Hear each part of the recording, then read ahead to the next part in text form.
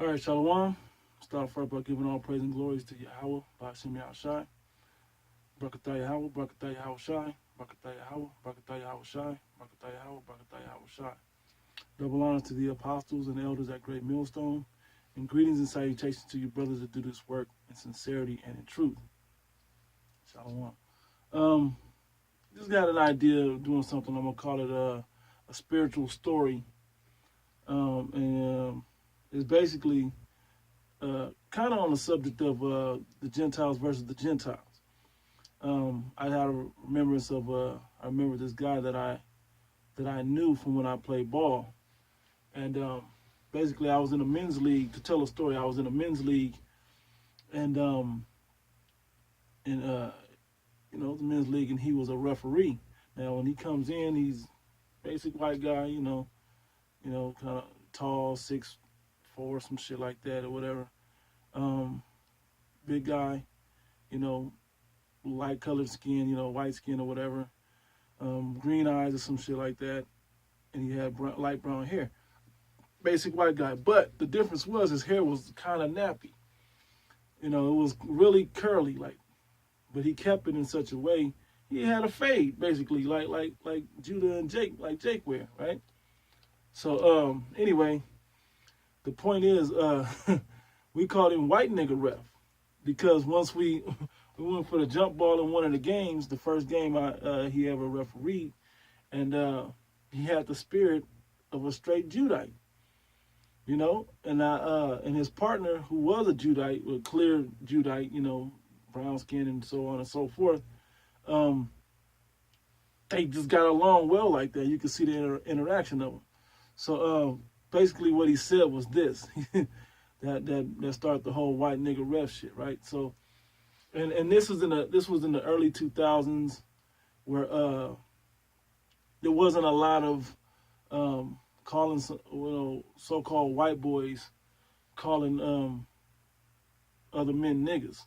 They wasn't really allowed to say that. Nowadays, Jake allowed the so-called white men to infiltrate hip-hop and everything, your whole worldly culture that you're into now, today, you let anybody in, But back then, we was more safeguarding on certain things. The word nigga was just something that so-called white boys were not able to say, right? So, but there were those exceptions, and he became an exception in this moment. So right before we jumped, it was about, it was the second game, actually, that he refereed, and he had seen us play before or whatever. And, we play ball, we put a little razzle-dazzle on top. We put a little showtime on top of it. But anyway, so he goes, what he said was, I was like, man, what the fuck, ref, how come you never, come you don't ever give us the calls, man? You know what I'm saying? Just calls you could give us. We know when you can give us the benefit of the doubt of the call versus not give it to us.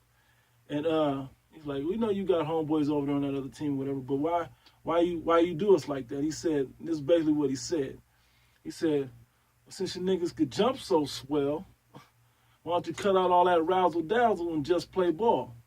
And he said it to our face. And he said it like a Jake would say it, like a nigga would say it. And we just looked at him, but it was real. Because from his perspective, all he saw that we was putting the little extras on it versus just, playing ball. So from that point on, he became white nigga ref, And we wasn't saying it in a and he understood. That was the funny thing. He understood. He was just one of them. Then after our last game of the season, he did the championship game we were in and came down to a call he could have gave. He didn't. And then after the game, he was outside the parking lot smoking weed with the other team. So we was like, all right, my nigga, we see you. And he just kind of laughed. All right, then, But that's kind of what it was. And the way to tie this into the spirit and scripturally was our spirits identified with his spirit, and we accepted that situation. So I'm going to go to this scripture, Romans chapter 8 and 16. It says, the Spirit itself beareth witness with our spirit that we are the children of the Most High God. Now, that's particularly talking about the spirit of this Bible. The spirit that Jake has on him is supposed to gravitate to this word. Like it says, they have a zeal of the Most High, but not according to knowledge. That's another way that you learn or you can tell if somebody's connected to this Bible through the Spirit or is a Jake. You know, if they accept the things, the ideals of this Bible in truth and in spirit of Yahweh Ba'ashim Yahushua. Now, I wasn't in the truth back then, so, you know, I didn't know about all those things, but his spirit did connect with our spirit. The Jake said was on my team spirit because he just was real with it. He was like, nah, I ain't giving y'all the calls. I'll cut all that fancy shit out and I won't have to. I can give y'all the calls. If y'all going to up here make my job harder to do, then I'm not going to make it easier on you. Just go out there and play ball. And, you know, he was like, all right, we have to respect him after that. So that's pretty much the story. You know, hopefully brothers edified. Just know that not everybody that comes up, whether they have like in camp this week, we had a guy, you know, at the end of the camp, you know, he was clearly read like a Jake and everything.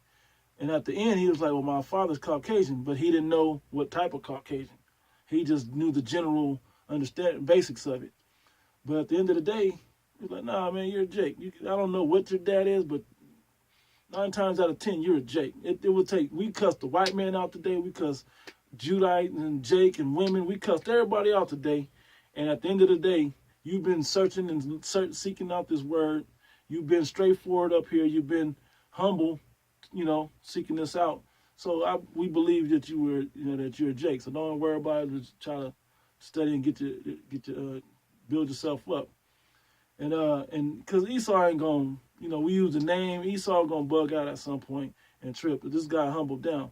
So same thing with White Nigga Ref, man. He just sat around and kind of, and kept the same laid back spirit like a Jake would and just was real. And shot it as real. The way he said nigga wasn't like, yeah, you niggas such and such. It was like, nah, my nigga, like, calm down with all that fancy shit and y'all be all right. He just came real. We respected it like he was a nigga or Jake. So that's basically it. You know, I just wanted to come with that quickly, try to keep it as short as possible. So with that, hopefully brother was edified. Shalom.